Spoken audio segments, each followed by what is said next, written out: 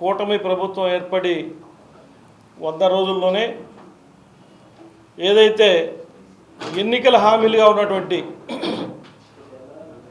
ముఖ్యమైనటువంటి బీసీ వర్గాలకు సంబంధించినటువంటి కొన్ని అంశాలపై ముఖ్యమంత్రి చంద్రబాబు నాయుడు గారు నిన్న స్పష్టత ఇవ్వడం జరిగింది. ముందుగా మేము చంద్రబాబు నాయుడు గారికి, పవన్ కళ్యాణ్ గారికి, ఈ యొక్క బీజేపీ నాయకులు పురంధేశ్వర్ గారికి బీసీ యొక్క ప్రయోజనాల గురించి ఆలోచించినటువంటి కూటమి ప్రభుత్వంలో ఉన్నటువంటి ప్రతి నాయకుడికి కూడా జనసేన పార్టీ తరఫున వారికి కృతజ్ఞతలు తెలియజేస్తా ఉన్నాం.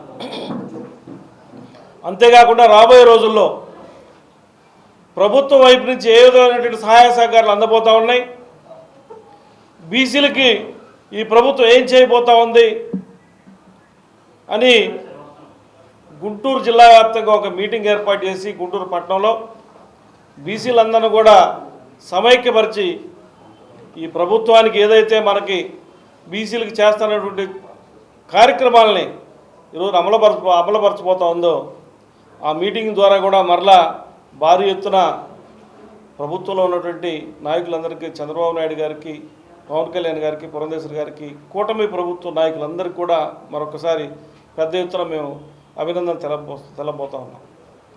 అంటే ముఖ్యంగా ఎప్పటి నుంచో ఉన్నటువంటి అంశం చట్టసభల్లో బీసీలకు 33% రిజర్వేషన్లు కావాలి అని.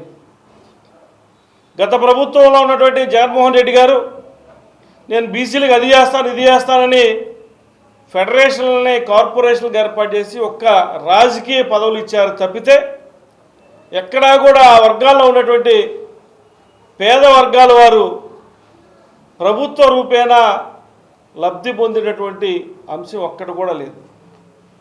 కానీ ఉమ్మడి ప్రభుత్వం చంద్రబాబు నాయుడు గారి నాయకత్వంలో, పవన్ కళ్యాణ్ గారి నాయకత్వంలో ఏదైతే మేము చేస్తామని చెప్పామో దాన్ని చేయడానికి ఒక ప్రణాళికను ముందుకు తీసుకొని ఈ యొక్క చట్టసభల్లో బీసీలకి 33% రిజర్వేషన్ని ముందుగా మన శాసనసభలో బిల్లు పెట్టిన తర్వాత కేంద్రానికి నివేదిస్తామని చెప్పడం జరిగింది. దానికి ప్రత్యేకంగా వారికి కృతజ్ఞతలు చెప్తా ఉన్నాం. అట్లానే బీసీ భవన్లు 2014-19లో చంద్రబాబు నాయుడు గారు ముఖ్యమంత్రిగా ఉన్నప్పుడు బీసీ భవన్ల ఏర్పాటు కోసం ప్రతి జిల్లాలో కూడా శంకుస్థాపన చేయడం జరిగింది. ప్రభుత్వం మారిన తర్వాత వైసీపీ ప్రభుత్వం వాటిని ఎక్కడా కూడా ఒక అడుగు కూడా ముందుకు పడకుండా మూలన పడేసినటువంటి సందర్భం. మరలా కూడా బీసీ భవన్లు ఏర్పాటు చేస్తామని చెప్తా ఉన్నారు. బీసీ భవన్ల ఏర్పాటు వల్ల ఆ జిల్లాలో ఉన్నటువంటి బీసీలు ఒక వేదికగా చేసుకొని వారి యొక్క సమస్యల గురించి కానివ్వండి, బీసీలకి రాబోయేటటువంటి ప్రభుత్వం దగ్గర నుంచి ఏమేమి రావాలో, ఏ విధంగా మనం తెచ్చుకోవాలో ఆలోచన చేసి ఒక సమావేశాలు ఏర్పాటు చేసుకోవడానికి బీసీ భవన్లు ఉపయోగపడుతూ ఉంటాయి. అంతేకాకుండా ఆ భవన్లో తక్కువ రుసుముతో పేద వర్గాల వారు పెళ్లి కార్యక్రమాలు చేసుకుంటానికి, శుభకార్యాలు చేసుకోవడానికి కూడా ఉపయోగపడుతుందని చెప్పి కూడా మా యొక్క అభిప్రాయం. అందులో భాగంగా ఆ రోజున చంద్రబాబు నాయుడు గారు బీసీ భవన్లు ఏర్పాటు చేయడం జరిగింది. దానికి కూడా వారికి కృతజ్ఞతలు తెలియజేస్తూ ఉన్నాం.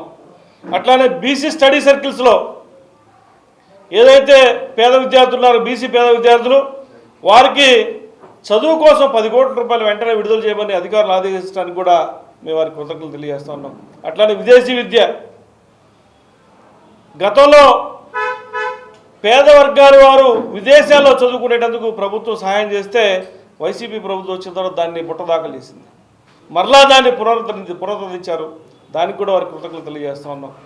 రాష్ట్రంలో ఉన్నటువంటి బీసీ ఎమ్మెల్యేలు, ఎంపీలు, మంత్రులు అందరూ కూడా ఈ యొక్క రిజర్వేషన్ల అమలు కోసం, ఈ యొక్క ఏదైతే బీసీల సంక్షేమం కోసం పాటుపడుతున్నటువంటి వారందరికీ కూడా మేము కృతజ్ఞతలు తెలియజేస్తూ